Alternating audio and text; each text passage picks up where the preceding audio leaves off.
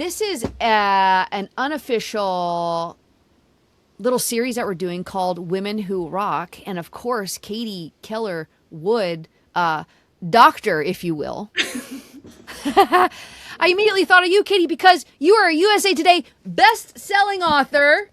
Thank you. I want you all to be able to see that, of the book Alignment, and you are a woman who rocks. Thank you. Heather, you are a woman who rocks. I'm so honored to be with you today. Well, thank you so much. So you wrote this little book called Alignment. Take us there. Take us to this book. Tell us about it. Okay, so my book is for people who love their work, they know that their work matters, and they don't want to lose themselves to their important work.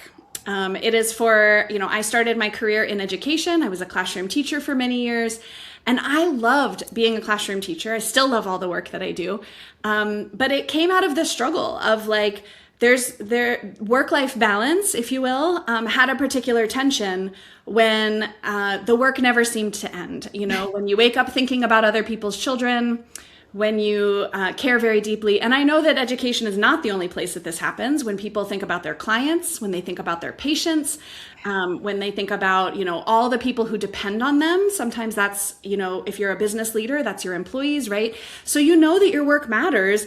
And it's not so simple as 5 o'clock out the door, time to clock out, right? You care so much about it. And so, I wrestled with this, I was so convinced all I had to do was figure out the right answer to work-life balance. That's what society told me. If I can figure out work-life balance, I'll be all set. I just need more of it, more work-life balance. We got to figure this out.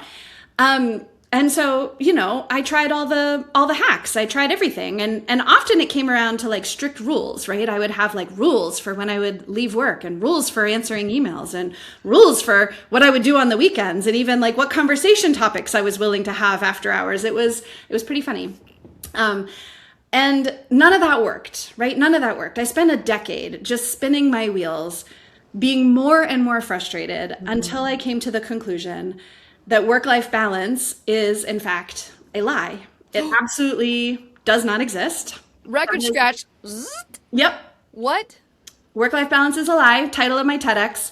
Woo. Because, and I have two problems with balance. So the first problem I have is that it over-separates this thing called work and this thing called life, right? And so they are non-overlapping, discrete elements. They're always pulling apart by design. They can only ever pull you apart because work-life balance means that work and life are separate. But we're whole humans, right? And our work is an important part of our life. I think most of us in this situation understand that. As a teacher, as an entrepreneur, as a social worker, as a medical professional, yes, my work is an important part of my life.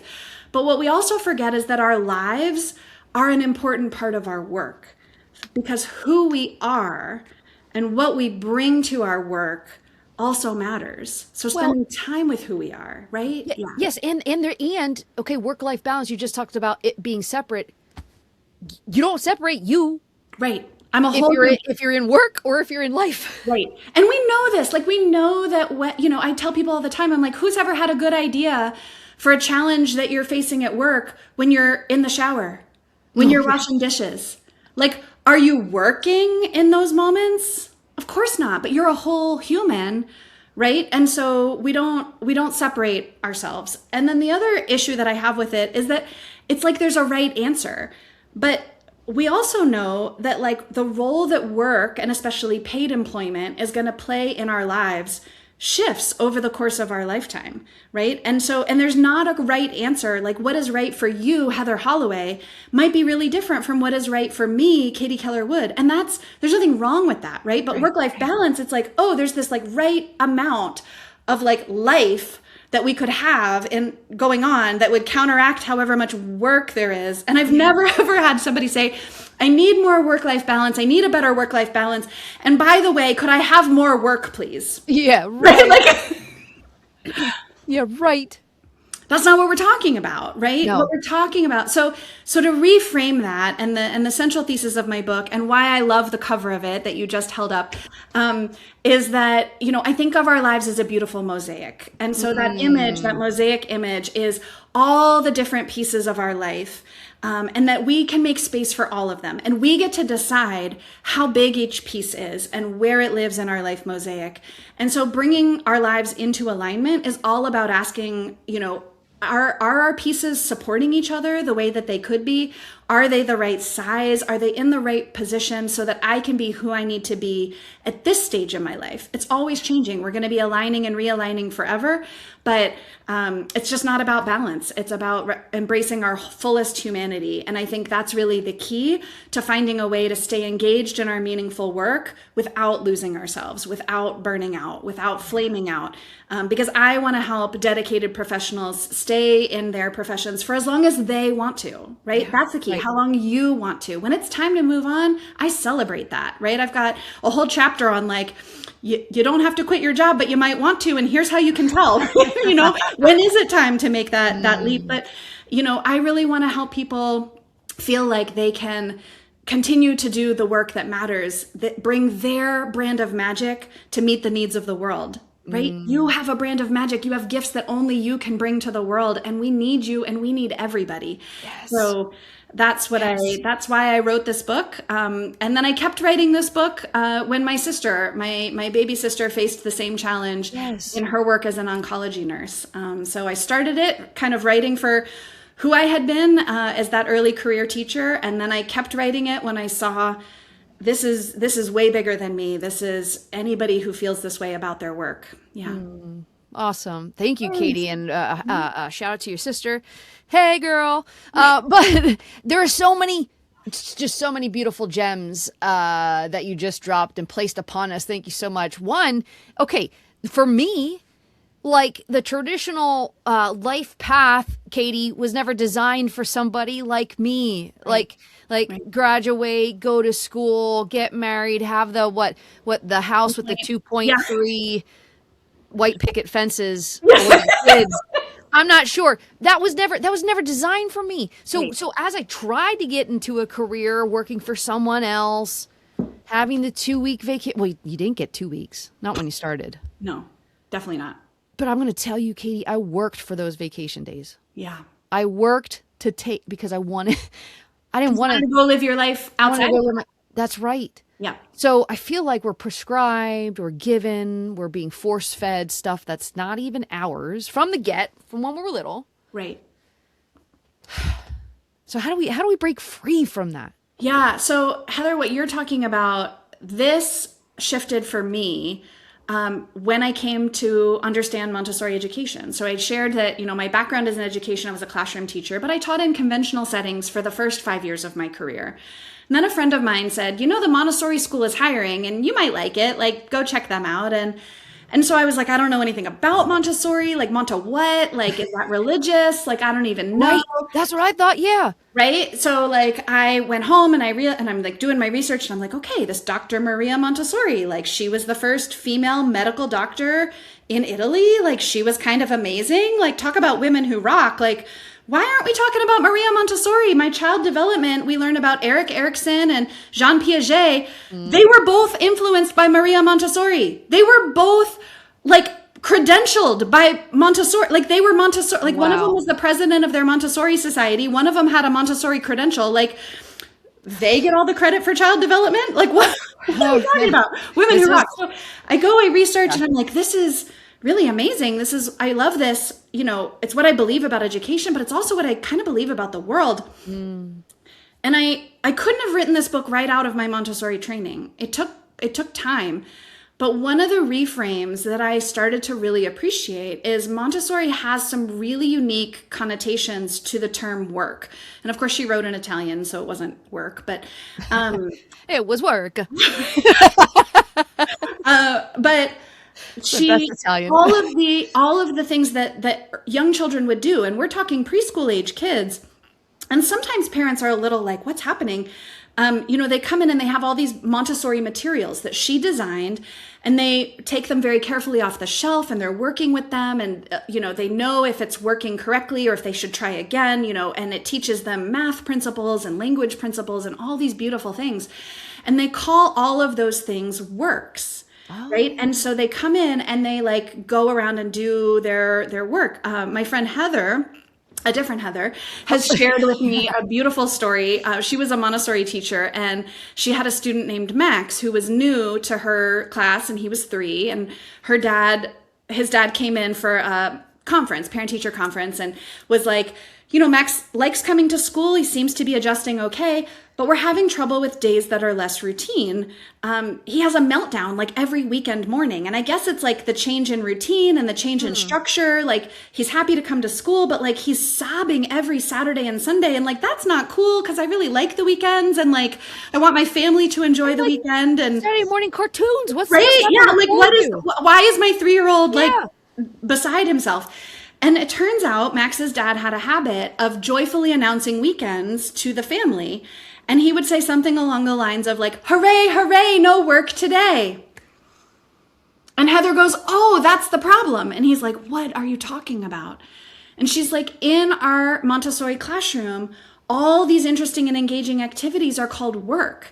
And so when you say no work today, Oh, no play. Max is hearing like no fun today, like no interesting right? And so that was kind of one of the first things that I realized is like in a Montessori classroom, work doesn't equal drudgery. Work is interesting. Work is challenging. And in that challenge, work is fun. You get to choose your work. You get to decide when you're finished with your work. You have so much control.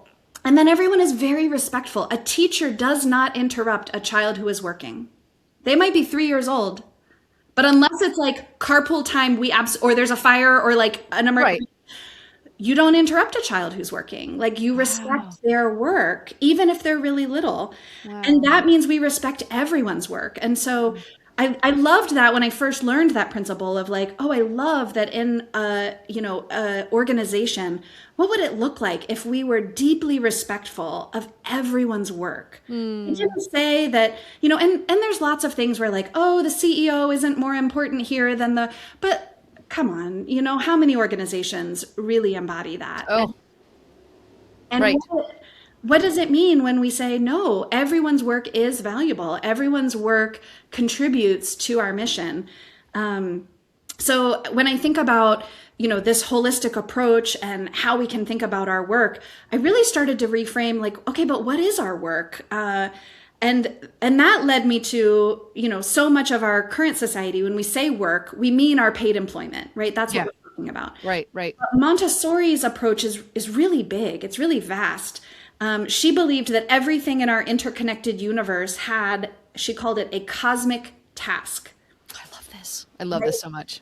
And kids learn about this, so the job of an adjective is to describe a noun, and the job of the wind is to purify the air. And so they start to ask, like, what's my job? And they mean, what's my contribution? What's my role? Yeah. What's my role? And so that doesn't have to have anything to do with money or economic exchange necessarily, right? Right. And so I needed a way to be like, okay, so what is work? Because if I think cosmic task, of course, that's not going to be contrasted with my life. And so in my book, I talk about paycheck work, right? Whatever it is we do to earn money. But I also talk about our purpose work, because that's our cosmic task. And that's what our life mosaic can get aligned around, right? Is who am I to be and what am I here to do at this moment in my life? Gosh, I love this so much, because this whole cosmic task, it's like she was helping us find our purpose. Yeah. She's helping these little itty bitty kids find their purpose. Yep. And she believed the cosmic task of the child is to become the adult. And then as adults, right, like we find, and I think it can evolve over the course of our lives. What I'm here to do and be today might be a little different from 10 years ago or 20 years from now. But what I love about that, and what's so interesting, I've had a number of book clubs adopt my book and bring me in to do a little author talk or things like that. And I've had several of them who are either about to retire or actually retired. And they've said, sometimes at first glance, like, oh, your book is about work-life balance. That doesn't apply to me. Like, I'm retired. But they keep coming back and saying, but that purpose work thing, that cosmic task thing that you're talking about. And I'm like, yeah, of course, because we can retire from our paycheck work, but we never retire from our purpose work, because as long as we're breathing, we have something to offer to the world, right? And so It's really been interesting to see, who I wrote the book for originally and Yes. then who else has found value in it. And I'm just so Yeah. grateful. Yeah. Oh, well, that's so cool. I didn't even think about that. But you're right. I mean, after you retire, then what? So much of Yeah. your identity was wrapped around that title that you've been Right. carrying for the last Right. however many years.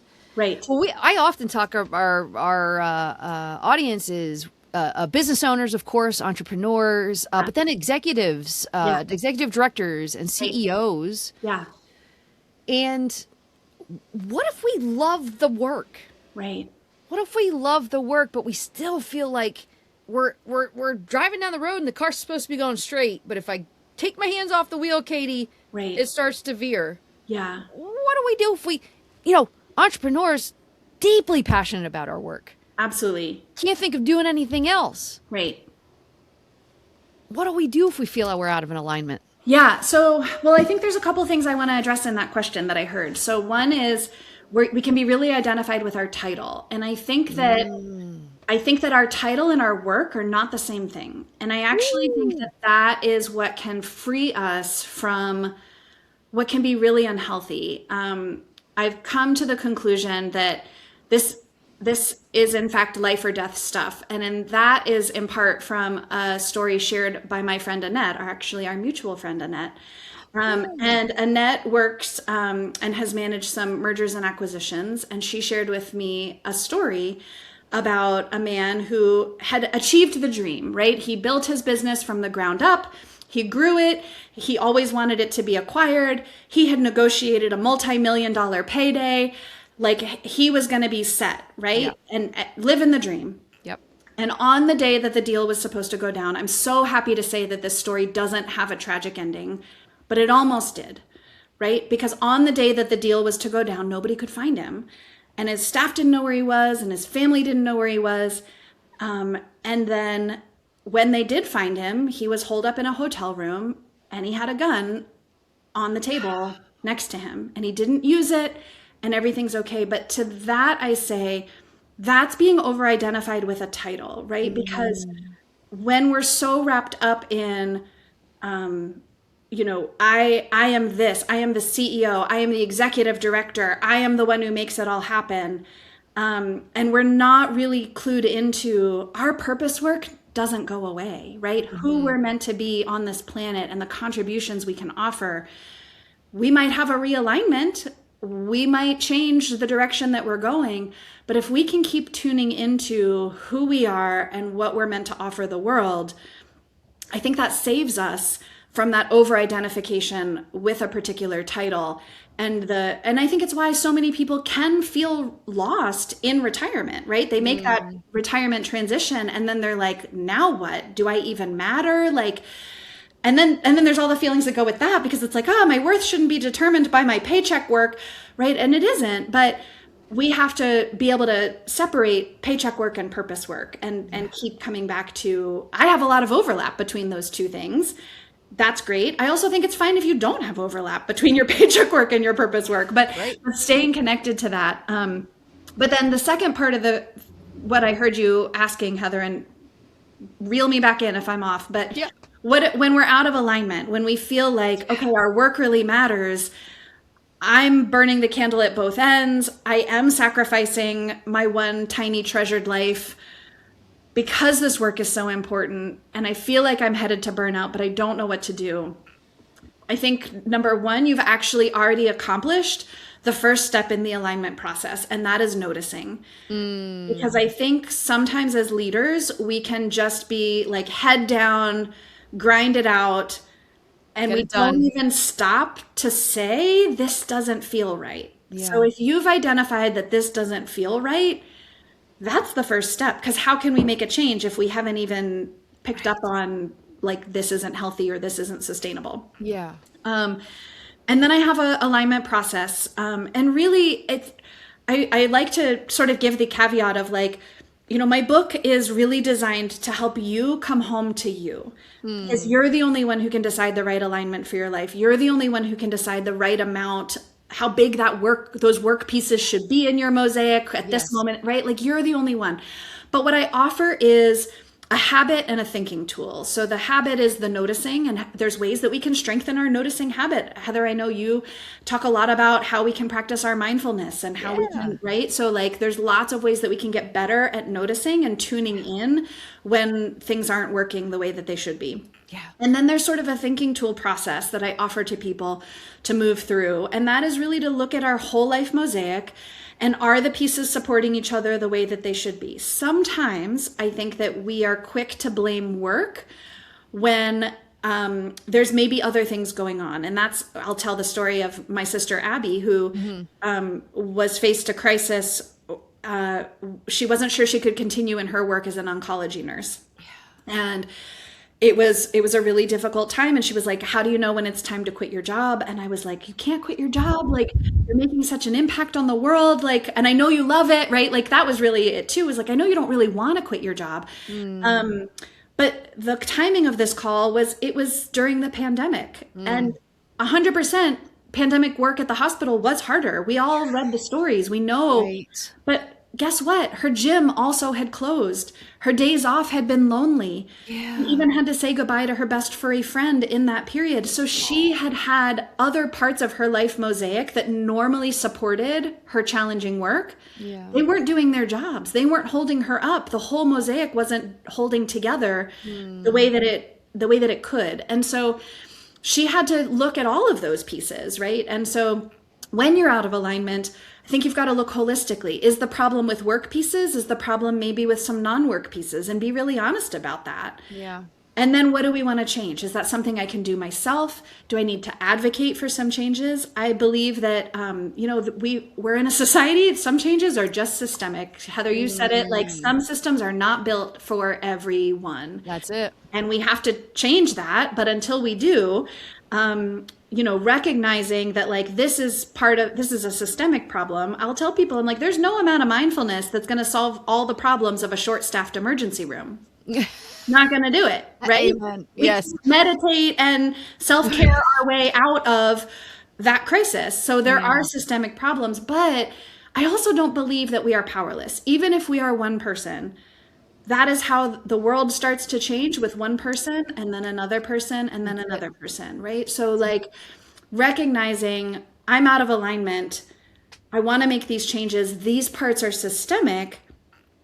Great. How do you bring people on board? How do you be the change that can impact not just your life, but everyone's life, right? And when you live that model of how to advocate for yourself, you show other people how to do the same. And when you create when we know this, when an organization is safer or more inclusive, it's better for everybody. Yes. Everybody benefits from that thing. Yes. Right? So I want to be always clear that like, no, not everything is up to one individual, but that never means that we're powerless. So. Yeah.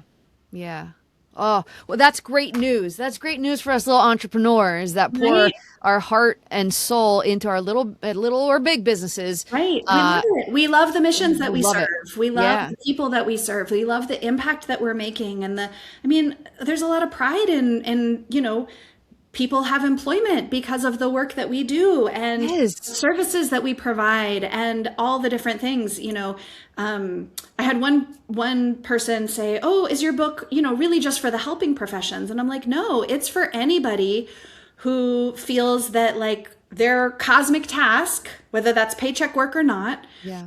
right? It's here. It's what their brand of magic meets the needs of the world, right? What are you here to offer? What are you here to be? And how do you do that in a way that is sustainable?" Yes. Katie, I love this book. I know we were just before we started recording, you shared, your brother-in-law said he read it over 2 days. Yeah. So he sat down this morning. He texted me this afternoon and he said, "I just polished off half your book in one sitting. I just, just a few hours in the morning." So Yeah. Yeah. Me too, Katie. We were on it. I was on a trip heading to England to be with you and a couple other folks for a week.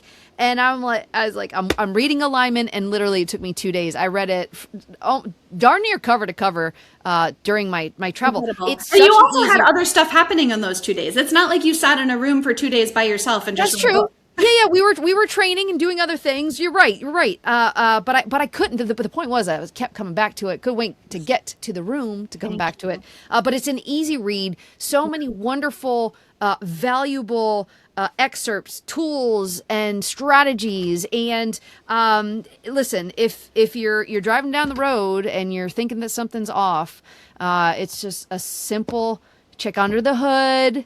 And this is a really good book to do that. Alignment. A Montessori approach to reimagining work-life balance. Dr. Thank you so much, Heather. Keller Wood, my friend, author, superstar, woman who rocks.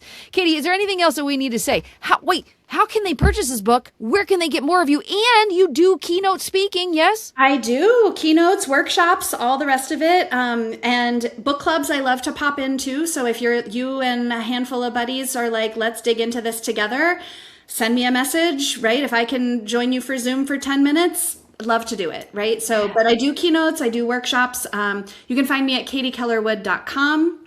Also, I'm most active on LinkedIn, is the social media profile where you can find me the easiest. My book is available everywhere. That was really important to me. I only came out in paperback, and I came out with, not hardcover, because I wanted it affordable and accessible. So paperback, audiobook, ebook, all at the same time, dropped all on launch day, because I wanted to get this message to people in whatever format was the best for them. So you can find it pretty much everywhere. You can order it at your library. Your library can get a copy. And I love libraries, and I love when people request it from their library, because then other people in your community would maybe have access to it. So not every book can be ordered by a library, but mine can. And but you can find it all the usual places. I have a book page on Katie Keller Wood with different links if you prefer your Barnes & Noble or your Amazon or your bookshop options. All of those are available. So yeah, people can find the book wherever they're looking for it. The other thing that people might be interested in knowing is I have a free discussion guide on that book page. So if you order the book and want to enter your email, and I would love to send you my discussion guide. And maybe that's just for you and your best friend, or you and your life partner, but or maybe it's just for your journaling and your own reflection questions. But I've gotten a lot of really good feedback on those discussion questions as well. So I never heard that, Katie. I love that. And as a marketer, I'm like, that is genius. Thank you. I appreciate that. Mostly, I just want to make the ideas accessible, useful, give people the tools. So it's here for you. There you go. katiekellerwood.com. Get your copy of Alignment, y'all. Thank you, Katie. Thank you so much. What a pleasure.